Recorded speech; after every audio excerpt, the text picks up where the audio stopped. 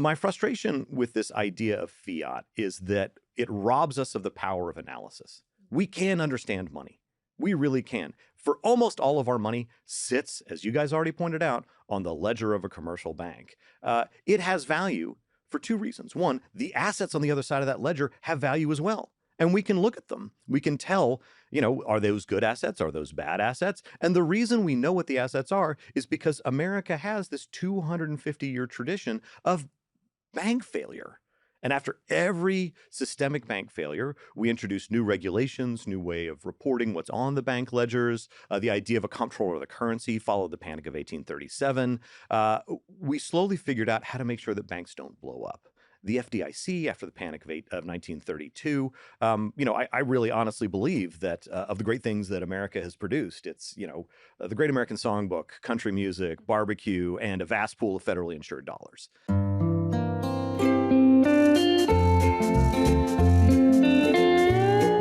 Hello and welcome to another episode of the Odd Lots podcast. I'm Tracy Alloway. And I'm Joe Weisenthal.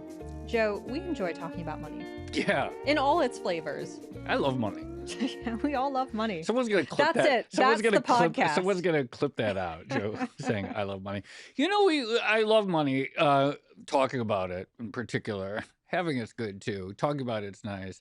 Finding it is even better. What you can do with it, where you can allocate it to, all very interesting questions. But I have to admit, I am a sucker for like a good old-fashioned 2 a.m, where does money come from discussion? You know what I'm saying? I have never been invited to any of your 2 a.m. in the morning, where does money come from discussions. Room, like which came first, the money, I love philosophy of money, that sort of like history of money, all that stuff. It's a great topic. There are a lot of social implications tied up with the idea of money, which I think, have been explored at various times, but they're always so interesting to me because I think even today, if you think about money and if you think about the dollar specifically, we're used to talking about like, oh, the dollar is doing this, the dollar is doing that, but there's more than one flavor of the dollar, right? True. So there's clearly cash at a simplistic level. So the stuff that we keep in our wallets or whatever, there are bank dollars. Yeah. That are created by a bank and live in the bank, and which you never tangibly see, but you can do a lot of stuff with if you have them. You can convert them to cash dollars at a 1-to-1 ratio. That's right. They trade at a 1-to-1 ratio to the other dollar. That's the important thing. But there are also things like eurodollars, which you and I will never see, being a non-foreign depository institution. Not anytime soon. And there are reserves held at the central bank, which is arguably is its own thing, right? There are also stable coins, which are dollar, also often aspire to trade at a 1-to-1 ratio to the dollar, et cetera. What is the dollar? What's an interesting question? So one of the topics that comes up a lot is like the future of the dollar, et cetera. Right. We don't talk as much about like, well, where did it come from in the beginning? And like, what was like, if we're going to talk about the future of the dollar, don't we need to know how we got here and how the dollar was born and all that stuff? That seems like an important question to answer before we talk about the future. Yes. And also just in terms of social and political economy terms, like who actually controls the dollar, right? Because there's this idea that it belongs to the U.S. Treasury. Yeah, and right. It's our currency. They control the supply and all of that. But as I just mentioned, there are all these flavors of dollars that kind of sit outside the U.S.'s direct control. Yeah.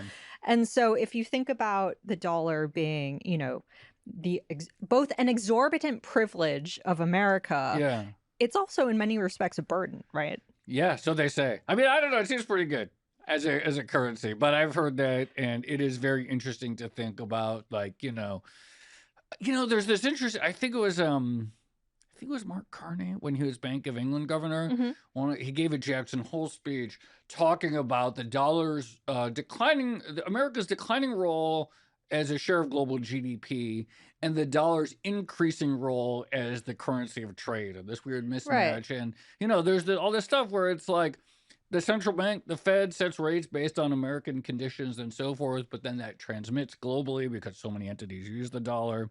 Anyway, we could go on and on. We could talk This about this this forever. intro is just going to be a Forrest Gump style list of all the different types of dollars. But no, I mean, we should talk about all the different types of dollars, but also where they all came from and what all their different purposes actually are and what the upsides are for each of them and the downsides. And we do, in fact, have the perfect guest. Yes. Someone who's been one of our colleagues at Colleague. various places. We're going to be speaking with Brendan Greely. He's the author of the new book, The Almighty Dollar, 500 Years of the World's Most Powerful Money. And you might have a question immediately about that 500 years subtitle. Yeah, I do. He's also a contributing editor of the Financial Times, and we're very excited to have him on Odd Lots. So Brendan, welcome to the show. Thank you. I've been waiting so long to be the perfect guest. Oh, did I say you were? I did. You did in fact say I was the perfect guest. I was waiting. I was hoping. I I'm get sitting so here paranoid that I'm not going to say it, and people read into it like, why wasn't this person the perfect just a guest? run-of-the-mill guest. No, How embarrassing. You are truly the perfect guest. Why don't I jump in with that subtitle? So a lot of people are going to see 500 years of the dollar, the world's most powerful currency or most powerful money, and they're going to go, what do you mean by 500 years? So this book was a rabbit hole. An editor suggested I write a book about the history of the dollar. And as you know, as a journalist, when somebody asks you to do something, you just say, yeah, I'll figure that out. What's the deadline? Yeah, I've got a phone. I can call people. And I thought I would start it in 1971 when we closed the gold window. And then I sort of started unraveling the sweater a little bit, pulling on the thread. And I got to 1913 with the chartering of the Fed. And then you end up with a problem when you chase the history of the dollar back to 1789 or 1776, which is there's this assumption when we talk about money of monetary sovereignty. This is just the ability. It's very poorly defined. It's super hand-wavy, by the way, monetary sovereignty. But generally, it's the ability that a country has to control its own currency. So under that assumption, we had political independence, political sovereignty in 1776 or 1789, however you want to define it. We should have also had monetary sovereignty under the assumptions that we use about money. Unfortunately, we're stuck with this problem, which is that our currency is called the dollar. That is a name that's derived from the German, and it referred to a Spanish coin that came from Bolivian silver or Mexican silver. Really? I didn't know this. So this is complicated, right? We did not have this moment of sovereignty. We did not have a new country. We did not call our currency the Washington. We called it the dollar, which means we're borrowing something else. We are pegging our currency as Americans at the origin of the country to an existing currency. It's hard for Americans to sort of conceive of how insignificant the colonies were at the founding. And so we didn't have any domestic source of gold. We didn't have any domestic source of silver. We're taking a global currency that's circulating between the Andes and China and through Europe. And sometimes it washes up on the shores of the colonies.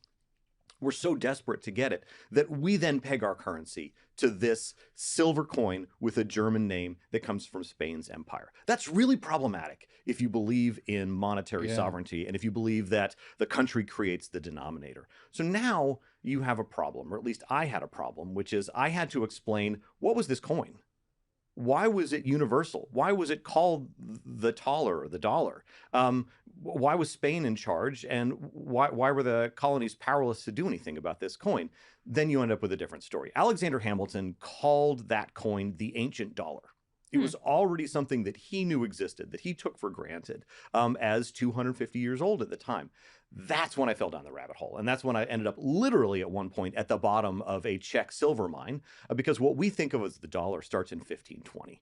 And this ends up being a problem because all of the way economists talk about money, there's this break between metal and paper. Yeah. And so it's very difficult to talk about this metal coin when we live in a paper and digital money world now. I think there's a connection, and I think the moment of transition between that coin and American bank money is really important. The details matter. The coin circulated in America as currency until the 1850s, the silver coin from the Spanish Empire.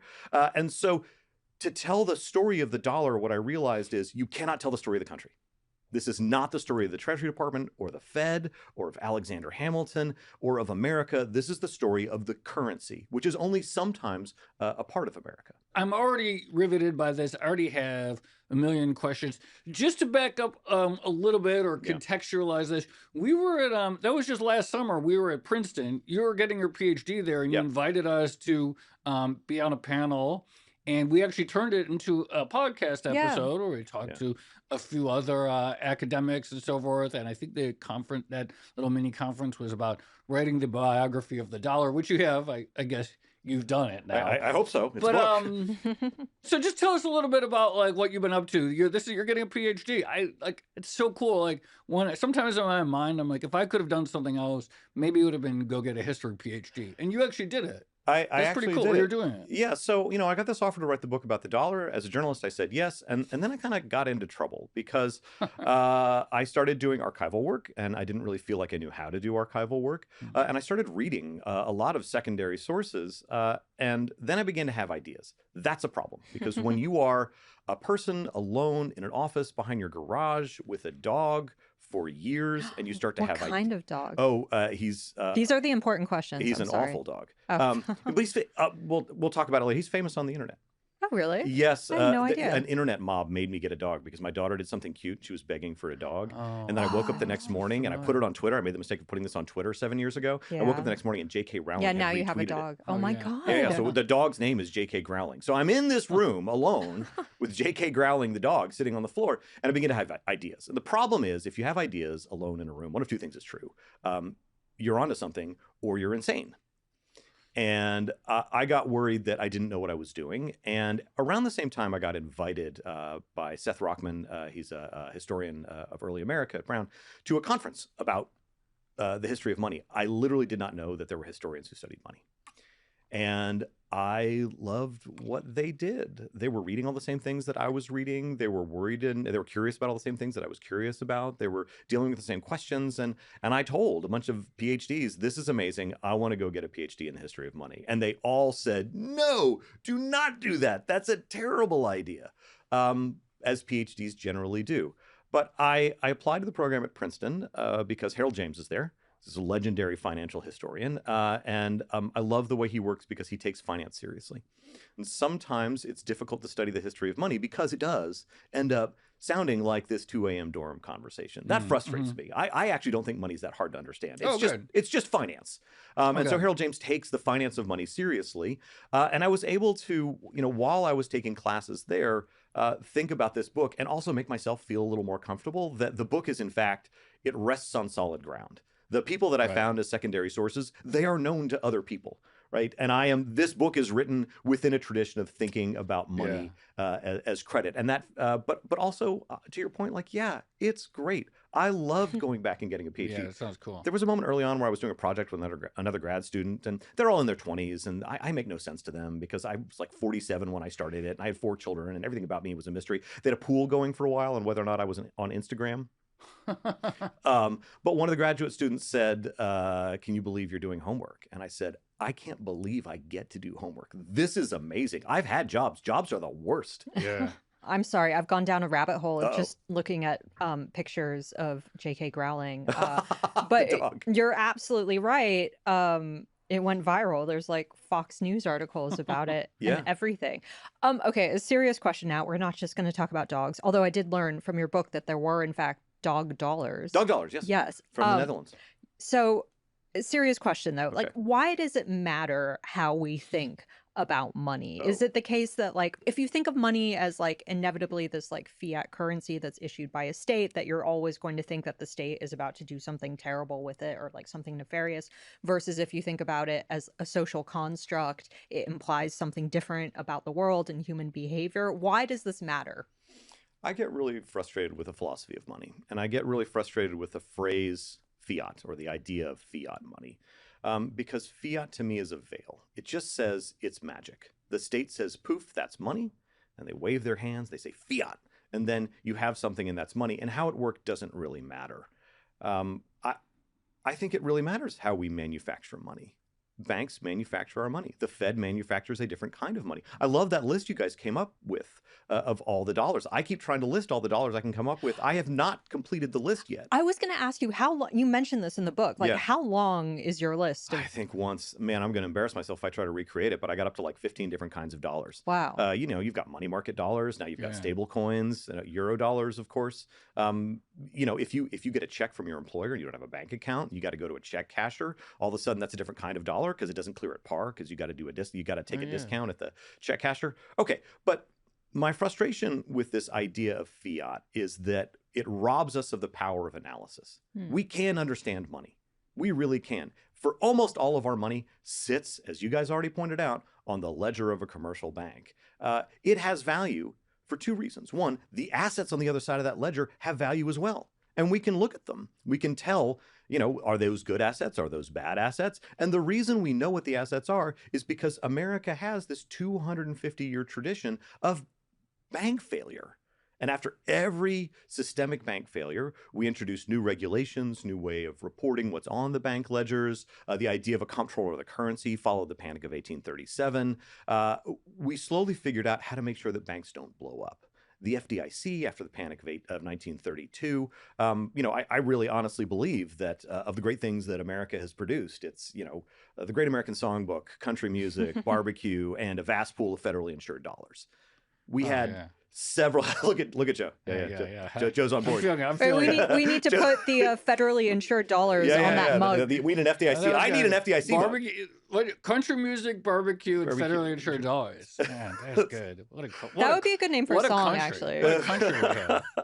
The problem with saying that it's fiat means that we fail to understand how important all these regulations are. Before federally insured federal deposit insurance in the 1920s, there were about 200 bank failures a year. After that, there are usually no bank failures a year. And if there are bank failures, we're so surprised by them that it becomes a thing in the financial media that we got to talk about. How did this happen? That used to be normal. Banks used to just fail. And the reason they don't fail, and the reason your dollars don't fail, is because we have slowly figured out what the best practices are for making sure that banks don't blow up. If we wave our hands and say, doesn't matter, it's fiat, probably comes from the Fed, doesn't really matter, then we lose the ability to say our dollars have meaning because there's assets on the other side of that balance sheet. We can look at those assets. And if we start to deregulate, we run into trouble because all of a sudden we run the risk that our dollars might not have meaning anymore. I want to get into how we can establish why a dollar has value in the first place and the balance sheet liabilities of the bank and so forth. And I have some questions, or I don't know, maybe quibbles, but probably not quibbles, probably just questions. Let's quibble. But before we get into that, let's just do a little bit more history. What were the conditions such that in 1791 or whatever, Alexander Hamilton was talking about something called an ancient dollar that was sort of something Spanish and German at the same time? Like, give us those 250 years prior to the founding of America, or whatever, however many years, such that a global dollar was already long emerging. Oh my God, let's see if I can do this in a way that I don't run out of time. Okay, the dollar wasn't supposed to be money. Okay. There is a story, it is told in histories of the dollar, that there was a count in Bohemia. His name was Stefan Schlick. He had a lot of silver. Because he had a lot of silver, his money became global money. None of that is true. I mean, it's all true, but that's not how any of it worked. So Stefan Schlick was a count. The problem is he didn't actually hold any of the territory that he claimed in Bohemia. He sort of held it in entirety with all of his cousins and all of his brothers. Somebody discovered silver in this valley in Bohemia. Stefan Schlick, the problem with silver in the ground is that you need a lot of money and a lot of expertise. It takes a lot of capital, even in the 1520s, to mine silver. The very complex machines already, getting silver out of the ground, draining water out of the mines. And so he realized that just having the silver didn't mean anything. So first thing he did was he said, this is mine. Breathtakingly illegal. Then he went over the border to Saxony and he got Saxon mining investors and Saxon miners. And they started pulling silver out of the ground. So this is already outside of a long established process of what you do with silver and how it becomes money. In the rest of Europe and in the rest of Bohemia, if you found silver, first of all, you had to pay a tax to the king. After that, it had to go to a centralized mint. That mint had an understanding that they had to create money for everybody. So not just big coins for merchants, but the whole range of big and little coins that worked for wholesale purchases and retail purchases. This is really crucial. I think this distinction still exists today, but it definitely existed in early modern Europe, which is that Carlo Cipolla, as an Italian historian, wrote this beautiful book where he drew a distinction between big money and little money. Big money are large, high-value coins, and they're for international trade and merchants and the wealthy. Little money is for low-value trade, and it's for purchases of meat and bread and labor. So like little copper coins or little something copper like coins. that. Okay. The challenge of big money and little money, I think we still have it today with banks, is that, you're going to love this, Joe. the brassage on small coins is higher. What that means is, to make a coin is an industrial process. You've got to put one die on a stump, and then the metal goes in the middle, and then another die on top of it, and then you whack the whole thing with a hammer. I've seen it done. It's very loud. It's an industrial process. It takes one whack of the hammer to make every coin, whether it's a big coin or a little coin, which means that per unit of value, the labor costs, the brassage, the production costs are much higher for little coins. So this is a consistent problem throughout the history of coinage.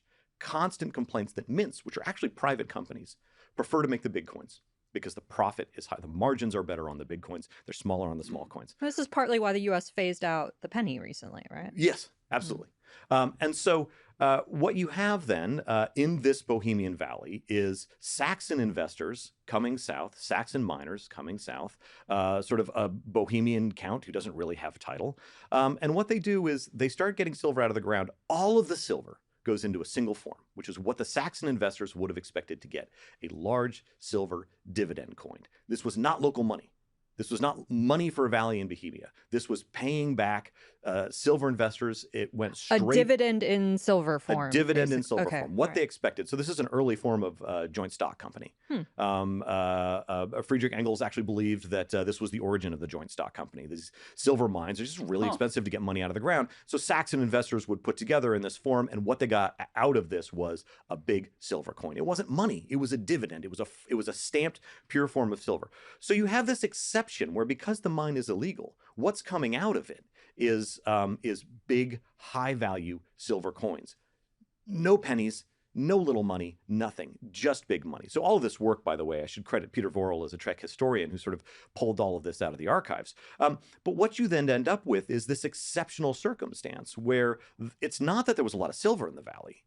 It was a big silver mine, but it wasn't wildly out of proportion with other silver mines in Europe. It's that it was only producing big coins. And it was so hell-bent on producing just the big dividend coins for Saxon silver investors that the miners revolted. Actually, so they struck twice, and then they finally sacked the town because their chief complaint was that they weren't getting paid in the same quality money that was leaving for Saxony. Right? You have this big money, little money problem, right? So eventually, to make the miners happy, they have to solve this and sort of make sure that they're minting little pennies as well. Anyway, this coin then becomes a standard for trade in the Baltic. And you start to see copies of the coin, right? This is, in a sovereign story, you create your own money to your own standards. What actually happened is you get little city-states and kingdoms all over the Baltic in northern Germany creating copies of this original coin from Joachimsthal.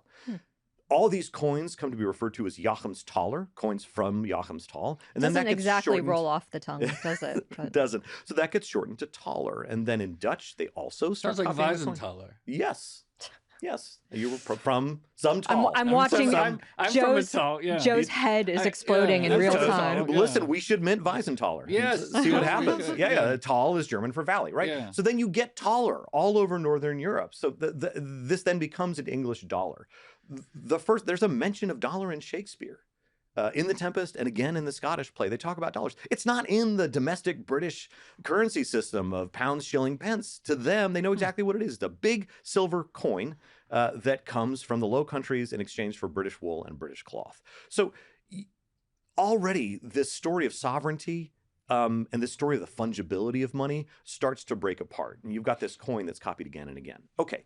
So the Spanish have silver in what is now Bolivia and Mexico. They figure out this unbelievable, brutal regime, the mita, to using forced labor to actually get this silver out of the ground.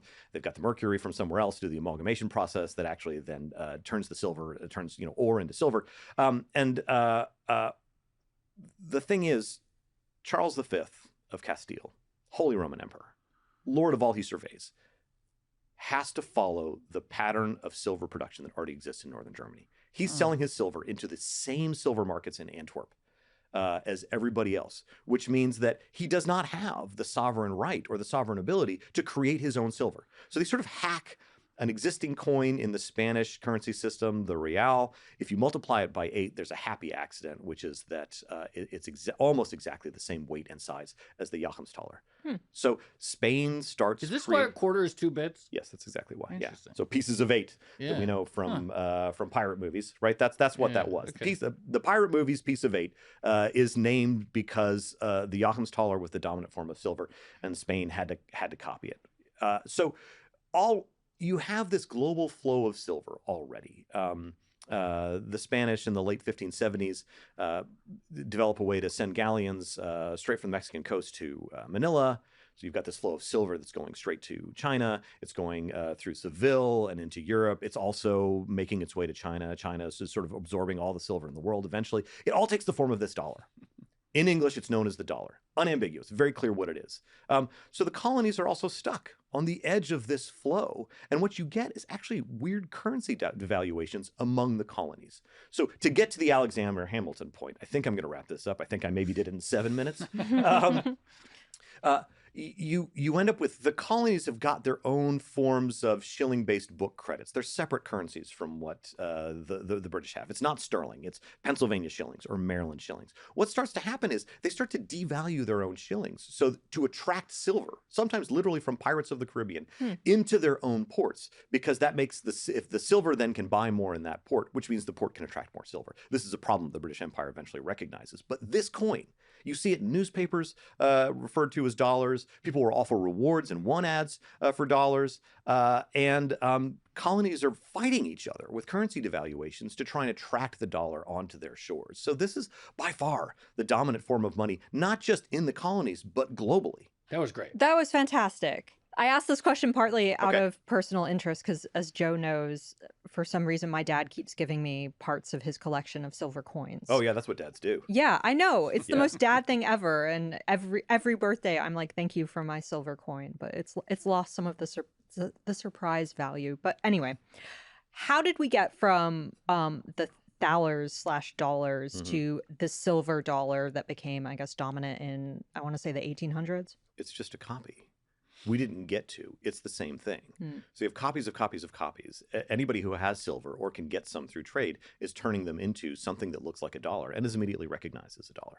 So when you look at colonial legislation, you've got catalogs of different kinds of dollars. You've got a Seville dollar, which meant it was minted at very high quality in Seville. You've got what they called a Rix dollar, which is produced by the Holy Roman Empire. Exact same thing. And they were weighted the same way, and then it goes all the way down to, as you mentioned, dog dollars. So there's this Dutch dollar. Love dog dollars. Dog dollars. So there's this Dutch dollar with a recumbent lion on the obverse. The recumbent lion, once it gets worn down, looks like a dog begging for scraps. Yeah, he's sort of sitting up and like begging, right? He's begging. Yeah, exactly. So the dog dollar. When Benjamin Franklin arrived in Philadelphia, wet and exhausted as a teenager, he had in his pocket a few shillings and a dog dollar. So there were different types of dollars, but it was always very clear what a dollar was. It was so in the 18th century and even into the 19th century. So these silver dollars, again, I'm going to say this again and again. I'm sort of very skeptical of the idea of monetary sovereignty. I think you cannot assume that it happens. It has to be fought for over time. It's always fraught, and you're going to lose it if you don't pay attention to it. Well, but just to finish that thought, the silver dollar that comes from Mexico is current in America as money until the 1850s. Okay, this is sort of what I was getting at with the question, but like, how did we get to the point where the silver dollars that we recognize today in the collections that our parents bequeath to us? I think just your parents. Okay. Not mine. Not yours? Yeah. Okay. My dad gives me life lessons, but not silver. Oh, my dad doesn't give me many of those, actually. So, okay. But like the silver dollars become a more dominant form of currency around the world in the 1800s. Yes. What are the conditions that allowed those dollars to start to replace previous or other existing forms of dollars? One thing that happens is you get high quality mints in Mexico City and in Potosi. This is the mountain where the silver is in what is now Bolivia. And so early on, the Spanish Empire produced what they called cobs. These are just little divots of silver stamped and weighed. and they circulated as cobs. You could get them in the colonies. There's fraud at the mint. There's a problem with the weight of the silver, and so this is it's in the early 18th century. The Spanish figure this out, and they make sure that colonial mints are producing coins that are as reliable as the mint at Seville. So now all of a sudden, every piece of silver that leaves those mines is in the form of this dollar. This is when you start to see dollars show up in hordes in China.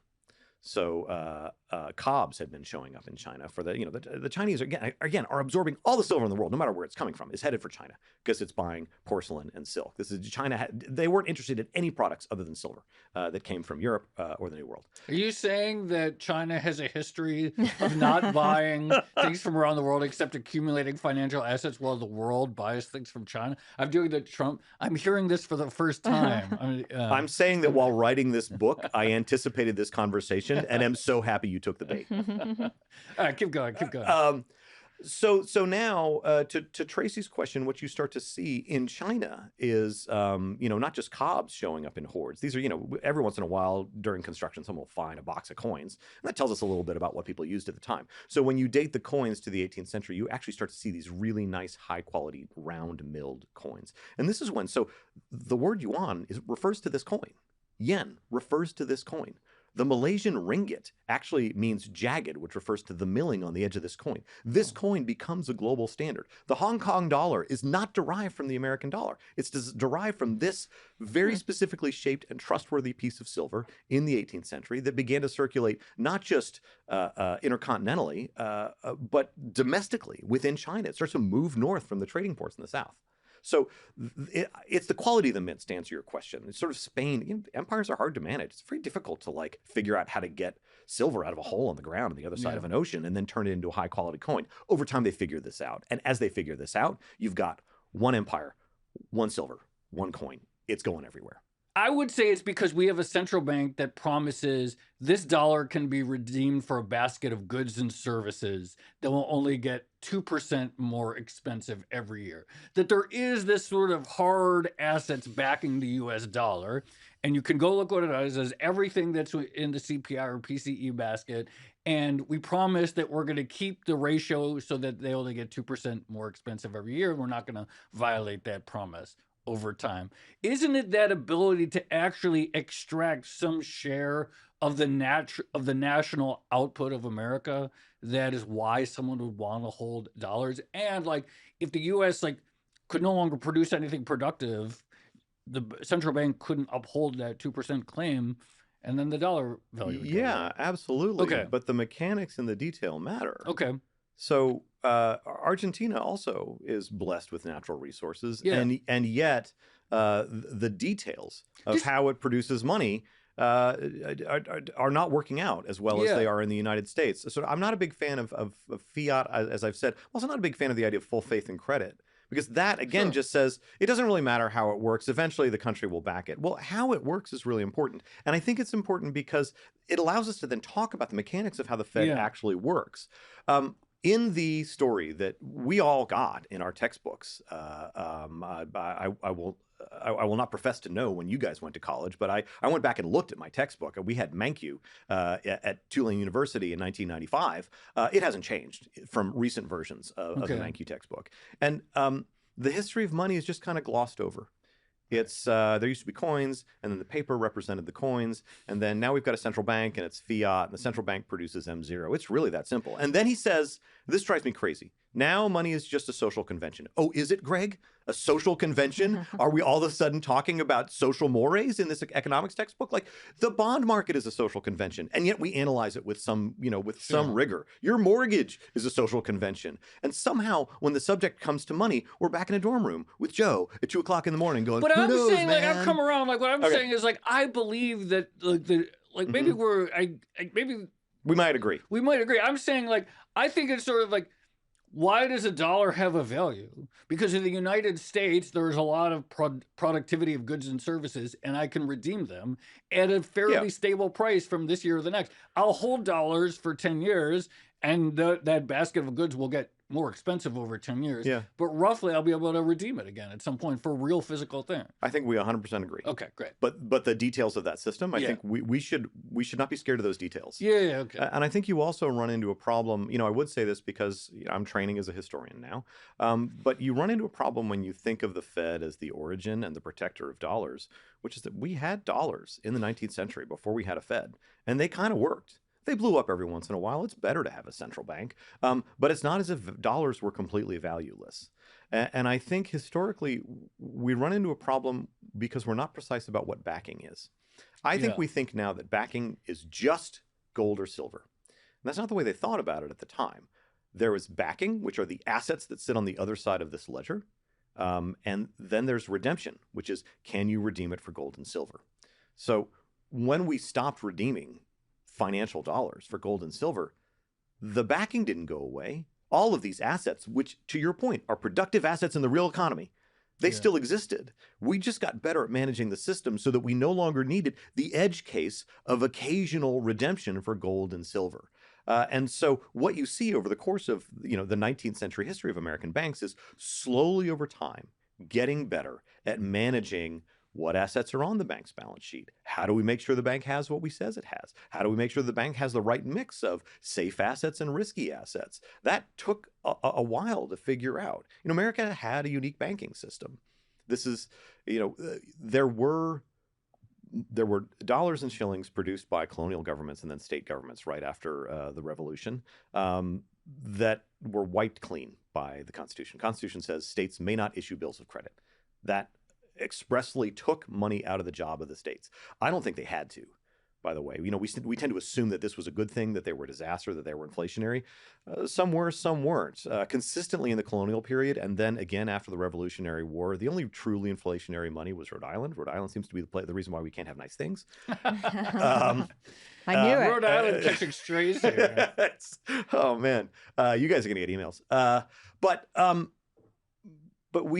we didn't have to end that experiment. It kind of worked. Colonies came up with best practices to make sure why financially that colonial paper money had value. What we did was, with the Constitution, we wiped all that clean and we handed it to the banks. I was with a group of historians and we were having dinner, and we ended up talking about Hamilton, the play. And As one does. And I said I was frustrated because I don't think that we should take it for granted that Alexander Hamilton's financial system was the one that had to happen, or that it was necessarily the best one for everyone. And one of the historians said, "You're literally the only person I know who finds that problematic because of the financial plan." Just going back to the full... You're like a non-crank hard money guy. Oh. No, sorry. I don't want... It's Tracy. No, I'm a credit money guy. No, it's all right. I'm a credit money guy. All right. Well, okay. Anyway. Okay. No, I didn't mean... It's Tracy's turn to ask a question, and I threw that... Kind of, but I want to come back to that. I just lobbed that grenade in there as because well. You and I have the same history of encountering MMT at the same time and wrestling with it and trying to figure out does it make sense, does it not make sense? And this, where I am right now, is at the end of that long process of wrestling with that. We'll get to that. Yeah. Oh, we don't talk about MMT that much these days, do we, Joe? Just going back to the full faith and credit part of the conversation and the idea of the dollar as both, a source of privilege and at times a potential burden on the U.S., or at least something that can be mismanaged in various ways. Can I ask something that's going on right now? So just bringing it up to 2026, there's a headline over the weekend in the Wall Street Journal saying that the U.S. was considering a bailout, or the UAE was in talks for a financial bailout from the U.S., which drives me crazy as a headline. But I understand as former journalist that you can't put a currency swap line in a headline and get the same amount of readership. But talk to us about I guess the impositions that the dollar's role in the global financial system actually put on the central bank, such that we see headlines where it's the Federal Reserve has to provide dollar liquidity for allies. So once you let go of the assumption of monetary sovereignty, all of a sudden you understand what euro dollars are. It's very hard to explain to people what euro dollars are. But once you say, look, anybody can create a dollar. This is the old Hyman Minsky quote. Like, anybody can make money. Challenge is getting it accepted. Well, it turns out that over the course of the late 20th century, starting quietly in the 50s, and then it becomes this system by the 70s, banks in Europe were marking up their own ledgers with dollars. They were just manufacturing dollars the same way American banks do it. You guys know this story. My point is, once you recognize that the banks just do it on their own and the country's trying to catch up, you end up with this system. I think far more important than aircraft carriers are swap lines to the dollar. I don't think that the dollar is a product of Pax Americana. I think it is the product of, if you have dollars abroad on your balance sheet and you're not an American bank, you're not subject to American regulation. You're not subject to American charters. We've got no control over you whatsoever. However, in a panic, you guys know this, I just want to make the point clear. The Federal Reserve will step in and swap dollars with your central bank, so your central bank can swap them temporarily for you. So that liquidity is, sitting on your balance sheet, and you can make your own dollars whole again with American dollars from the Federal Reserve. That to me doesn't say the Fed is the origin of dollars. That to me says anybody can create a dollar, and if you're important enough to the Fed, they'll say, you know what, it is a dollar. We're going to make sure that doesn't blow up. And they always say it for domestic reasons. It affects Americans when the global system collapses. But yeah, I think the swap lines are the most important diplomacy we do. And you can see that at Jackson Hole. Like every Jackson Hole, that picture they take where the chair of the Fed and then whichever central banker happens to be there, they go for this walk and the photographers know that it's coming and they're like so we saw it last time. So I think of that as the Badgett pageant, right? They're there to prove that they all know each other, the system works, it's stable, and in the next panic, the dollars are coming. I should just say we're recording this on April 22nd. I don't know what's going to happen with various swap lines, but I did see another email come out today from the Council on Foreign Relations saying that they have both updated and upgraded their swap lines tracker. So take that as you will. Wow. I love that map. I guess what I'm trying to understand is all right, monetary sovereignty, kind of ambiguous term, dollars, they precede the Fed. Yeah. I get all that. Sure, you've convinced me, etc. But when those other banks or countries are in a panic, they come to our Fed for our dollars, right? So what is it about the dollars that we create? What is it about American-made dollars that seem to be special? I would take your point from earlier. It is an incredibly productive economy. Still. Okay. We've got lots of real things in this economy. Yeah. I also think we've got pretty good bank regulation. Okay. I could ask for better, but we've got pretty decent. We've got stable banks. Yeah. Nobody else has the pool of federally insured dollars that we have. Europe has got okay banking regulation, but they do not share common deposit insurance. We have that. So I think that the combination of a responsible Fed, reasonable financial regulation, and a massive productive economy means that, yes, of course, the dollars we create here are going to have more meaning. I don't want to. This is the key. So this is, I think, the key thing, which is that what's happening on the most sort of abstract level when there's a swap or something like that, or a currency swap, is that there is a transaction happening from foreign-made dollars to American-made dollars, and the reason that American-made dollars are pretty good, or maybe a little bit better than other dollars, is because they're what? They sit on this regulatory regime, which was still there despite constant attempts to chip it away. I also think that it's impossible to compare any other asset in the world to a treasury. Okay. Almost everything that's on the asset side of the Fed's balance sheet is a treasury, and the American economy is productive, and the American federal government is going to continue to have the ability to take in taxes in bank dollars, which then give treasuries meaning. There's just there's nothing else comparable to the volume of treasuries, and there's almost nothing else comparable to the security of treasuries. I don't think the Fed is irrelevant. I don't think America is irrelevant. What I'm pointing out is one of the reasons that the dollar is global is because Americans over the course of the 60s and 70s said, go ahead, make your own dollars abroad. We're not going to stop you. They sort of allowed this system to bloom all over the world. And then and only then was the Fed made responsible for those dollars. I'm trying to invert the production of money. The economists started at the Fed. It starts everywhere. Right. And I think that we have central banks because we need them. Because banks are so important, we need our own big bank to do a job for us. The original goal, the charter of the Bank of England, Its original purpose was to carry on the war against France. That's all it was supposed to do. So the central bank is just a big bank that does what we need it to do. And so in this case, the Federal Reserve is doing a thing that we think is diplomatically important. Do you think, is there anything to the part of the MMT story, in your view, in which taxes help create the demand for a currency and thus give it some element of moneyness? Here's where that falls apart for me. We have so many forms of dollars that we have to be specific about what we're actually taxing and what we're actually spending. And what the United States is actually spending out of the Treasury General account is bank dollars. Those dollars were created in commercial banks. They were taxed in, or they were bought in. I can hear MMTs right now, just the heads exploding everywhere. But I really believe this. When you look at the accounting, it's very clear.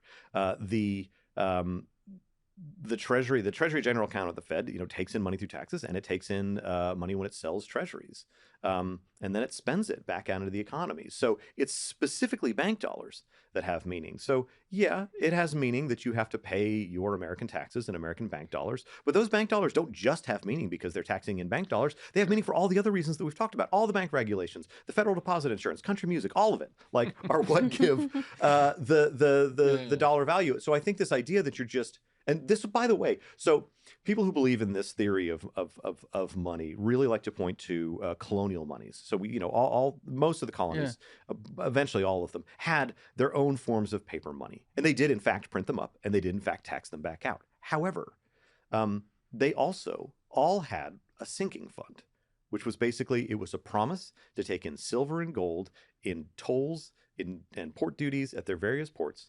and then from time to time, sink those dollars, buy them back with silver and gold. There was a coin sitting on the edge of this. This was true in New York. This is true in New Jersey. This is true in Pennsylvania. This is true in Maryland. And so to just say they printed these dollars up, and they made sure they were counterfeitable, and they wrote on the back, "'Tis death to counterfeit." That came from the Benjamin Franklin shillings. If I ever get a tattoo, that's the tattoo. And then tax them back in. There's a lot of work being done. And the dominant theory of that among historians is it was given money, it was given value because you had to tax it back in. The problem is, in order to believe that, you have to ignore the infrastructure that they put in place of the sinking fund to make that money have value. And you have to assume they didn't know what they were doing. This is my frustration with economic history. It often assumes that people in the past didn't know what they were doing with money. And right, they just sort of stumbled into it. They knew way more than we know. I've spent a lot of time reading the Maryland Gazette from the 18th century. They were talking about discount rates. They were talking about bills of exchange on London. They were talking about, you would regularly get the value of stock in the Bank of England. It was like reading an analyst. Often they were really sophisticated. They really understood how money worked. How fun was it to write this book? Because, we sort of touched on it earlier, but you got to go to all these archives. You got to go in, I think you said a Czechoslovakian cave or something. I did. I'm going to tell you how much fun it was, and then I'm going to hope that my wife never hears this, because I think I complain constantly over the writing of this book. I love being in archives, and I love being in libraries. And one thing that I learned how to do that I'm going to do for the rest of my career is read ledgers as history. And they often get ignored. People like to read letters, but people kept their financial documents. And I think that you actually have less of a reliable narrator problem when you're looking at financial records, because they had to keep them accurately. You can lie in a letter in a way that you cannot lie on a ledger.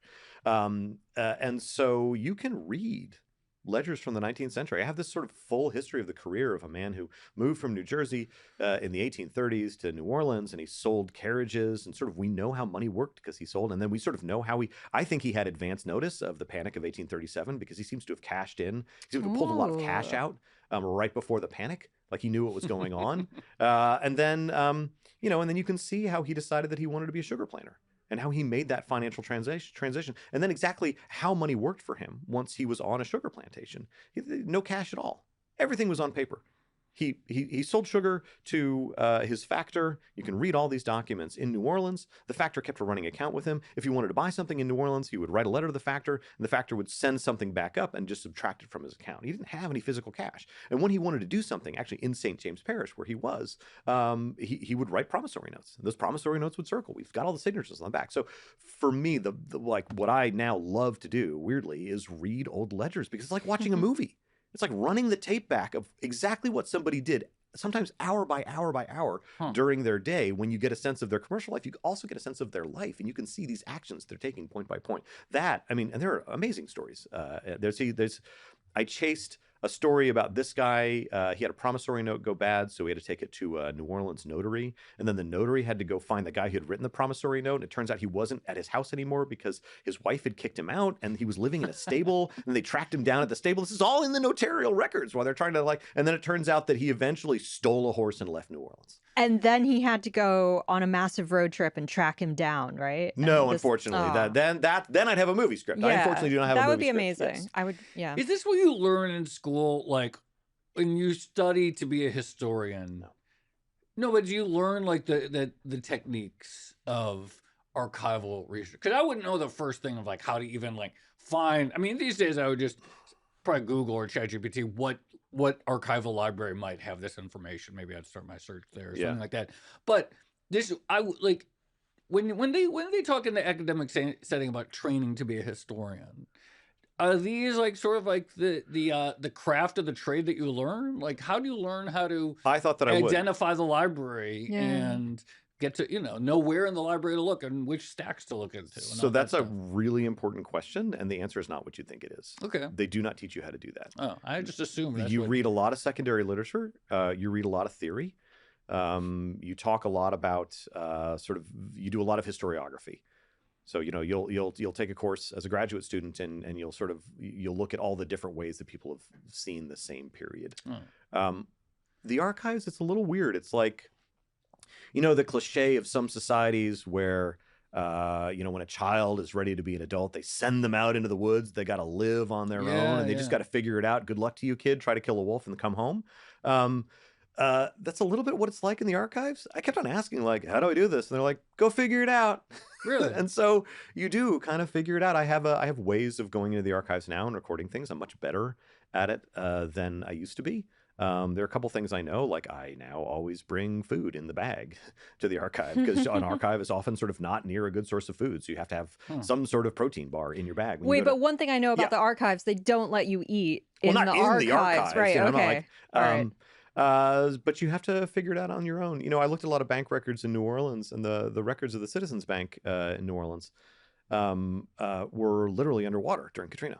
Wow. Jones Hall at Tulane University flooded. And so they did this amazing thing where very quickly they recovered them, they got them out of the water, and they irradiated them to kill anything. But I've talked to other people who've looked in those archives, and you get sick. Flipping through them, you feel gross after 2 days of doing that because I think there's bad stuff in those pages. Some of the pages are stuck together. So the archive itself is this living thing. Which and also there are lots of theories about what gets kept and what doesn't. When you're in an archive, you have this idea that like this is the record of what happened. Nope, it's the record of what was decided to be kept. That's exactly right. And often, I looked at I sort of constructed sort of a brief story about an enslaved woman in St. James Parish based on some promissory notes that sent her around the parish from one plantation to another. You can sort of you have to. Nobody kept those records on purpose so that we could get her story, but it's possible to read. They call it reading between the archives. So you have to do a lot of that work. I really think that I almost don't want to say it out loud. I think that ledgers are an incredibly underused resource. They give us a picture. I was in London last month, and I found the complete financial records of John Locke. It wasn't this like big archival discovery. They're there. They're in the catalog, but nobody looks at them. I can tell you exactly how he paid for everything. And for a man who didn't believe that credit was a good form of money, he sure seemed to use a lot of credit. All right, Brendan Greely, thank you so much for coming on Oddlots. The book is The Almighty Dollar, 500 Years of the World's Most Powerful Money. Thank you.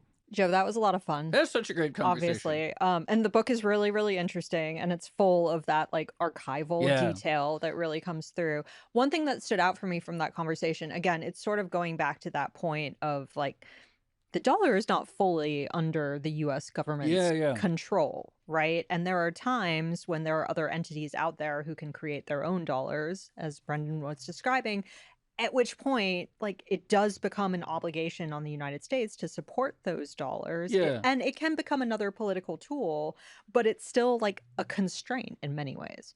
No, it's super interesting.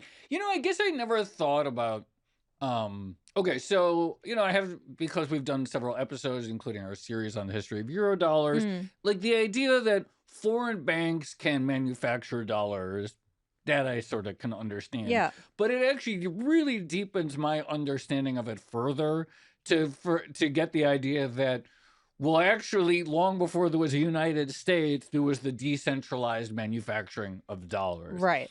Which I hadn't really thought about that, or even like really known about that aspect before, but that dollars is this thing that had decentralized manufacturing for a long time. I guess the one thing that like I had sort of understood, so William Jennings Bryan gave the famous Cross of Gold speech, in which he argued that we should have bimetallic, I think he was a bimetallist, or that we should have silver. And I remember there being like, my understanding of historical monetary is not that strong, but I knew this thing that was like independent mints could like mint silver dollars at times, because there was a lot of silver, the be more inflationary, the farmers wanted it, or something like that. So I guess I sort of did know that the literal production of dollars had always been this sort of decentralized thing, diffused, but I had not quite appreciated like how far that went back. Yeah. The urge to make dollars is inescapably human, I think. Yeah. Everyone wants to make their own money in some form or another, whether it's like just a simple barter system or like a ledger of credit that you keep track of. It's just so interesting that there was this thing called dollars, and all around the world, I get it's like a standard, right? Like it's like a I'm trying to like think of like what is like a good analogy to it, but it's like it was almost like the dollar was a sort of common standard that anyone could, it's like anyone could make a CD that fits in a CD player or something like that. A good user interface and a network effect. And it could be that one day, like, U.S. global hegemony has like long gone, and people talk about America as just like this thing in the history books. This used to be a great power, and then blah blah blah. Yeah, and everyone's still using the dollar. The dollar still exists. It could be. It's pretty good. Totally. It's a good currency. On that note, shall we leave it there? Let's leave it there. Okay. This has been another episode of the Odd Thoughts podcast. I'm Tracy Alloway. You can follow me at Tracy Alloway. And I'm Joe Weisenthal. You can follow me at The Stalwart. Follow Brendan Greely. He's at BH Greely. Follow our producers, Carmen Rodriguez at Carmen Armin, Dashiell Bennett at Dashbot, Kel Brooks at Kel Brooks, and Kevin Lozano at Kevin Lloyd Lozano. And for more Odd Thoughts content, you should check out our daily newsletter. You can find that at bloomberg.com/Odd Thoughts. And you can chat about all of these topics 24/7 in our Discord, discord.gg/oddlots. And if you enjoyed this conversation, then please like the video or leave a comment, or better yet, subscribe. Thanks for watching.